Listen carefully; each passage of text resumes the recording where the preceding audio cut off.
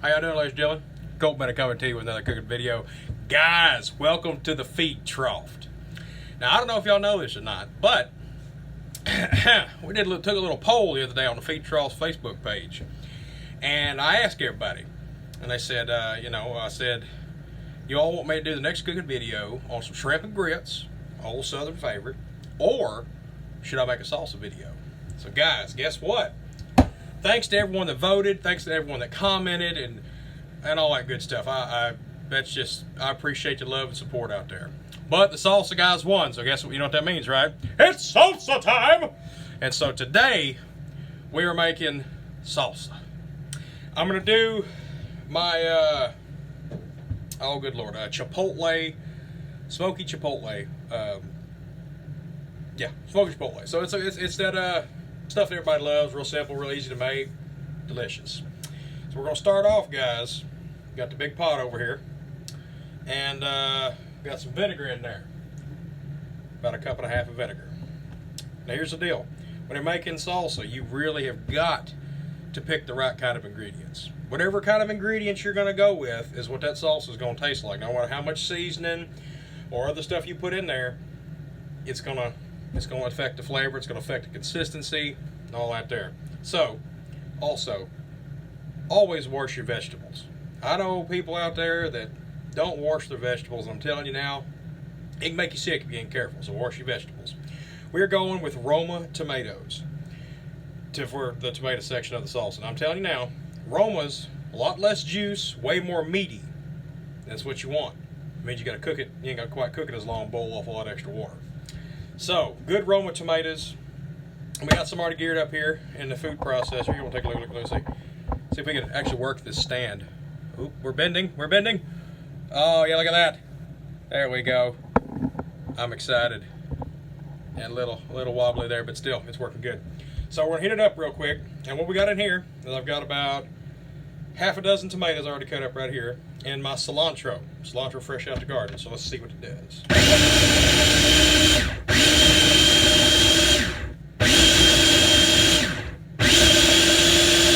Alright, now, let's go back down and take a look.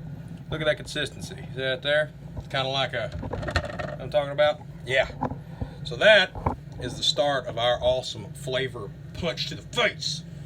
It's going to be good. It's going to be real good. Alright, so, and yeah, like I said, those, you can't go wrong with those awesome Roma tomatoes. They're not quite as liquidy. They got a lot of that good tomato meat, and I'm telling you, it keeps it from being too runny. Now guys, this is going to take a while, so I'm going to do a little editing here directly, and we're going to come back and forth, and we're going to show you some more ingredients as we go along. But right now, I've got a bunch of tomatoes to do, so I'll be seeing y'all in a bit.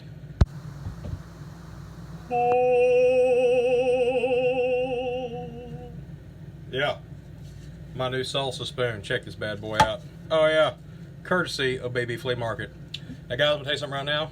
Look at this thing. It's a monster. It's huge. It's about 1.5 feet. Oh well, 12, 30. I'd say 30, 40 inches long. Big old spoon, good and deep. Solid pine. We're gonna use to start with this time around. But yeah, salsa. It's my salsa spoon. Salsa spoon. I'm not lying, I about crapped myself when I saw this. I was like, I gotta have it! Looks like a small banjo. Playing around a little bit there.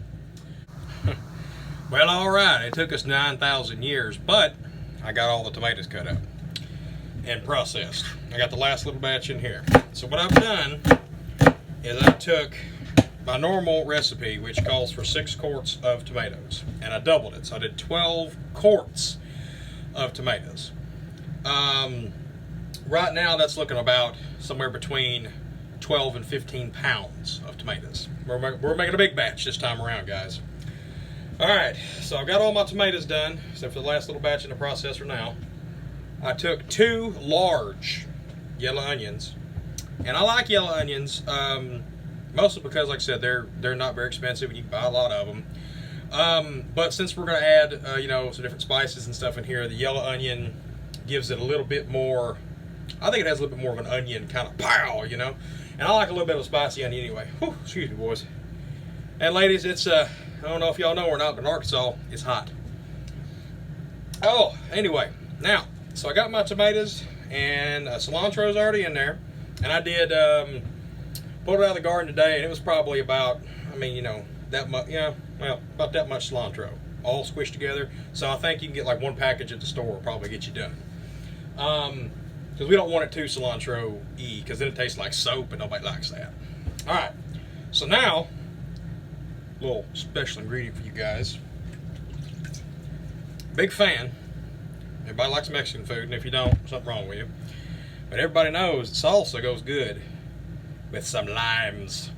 So we're going to juice ourselves a couple of good limes. Now, guys, I didn't grow the limes. I picked them up at the store. But if you have a lime tree, let me know. So we're going to go ahead and we're going to pick you up. We're going to bring you over here.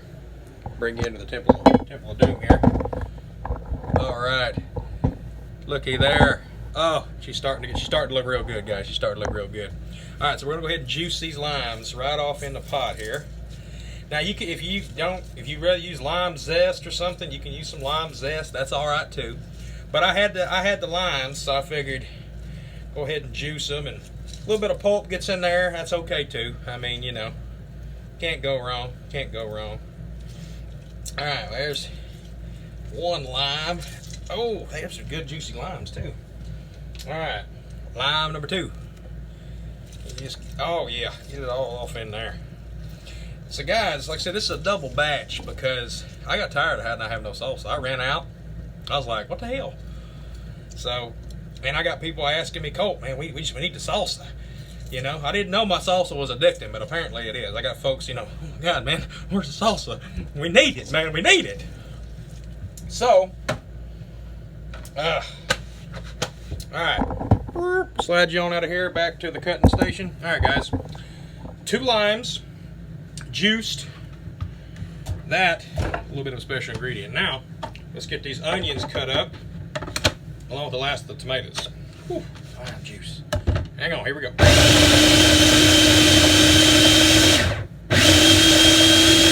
All right, now you don't want them cut up too much, because I'm going to cook them.